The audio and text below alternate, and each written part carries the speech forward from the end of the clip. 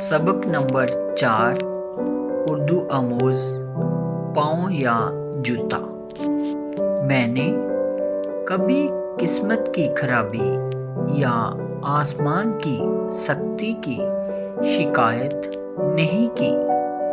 एक बार ऐसा हुआ कि मैं नंगे पाँव था और जूता भी ना खरीद सकता था।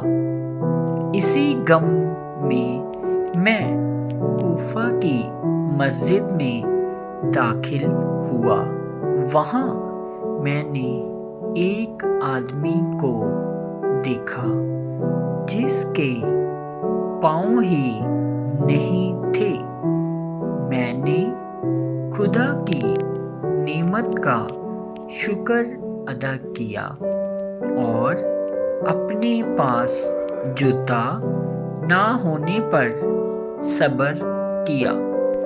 पेट भरे आदमी के लिए भुना हुआ मुर्ग भी घास से घटिया है, लेकिन जिसका पेट भरने का कोई जरिया ना हो उसके लिए उबला हुआ शलगम भी भुने हुए मुर्ग के बराबर है। सबक नंबर 4 उर्दू आमोज़ पाँव या जूता। मैंने कभी किस्मत की खराबी या आसमान की सख्ती की शिकायत नहीं की। एक बार ऐसा हुआ कि मैं नंगे पाँव था और जूता भी ना खरीद सकता था। इसी गम में मैं कूफा की मस्जिद में दाखिल हुआ।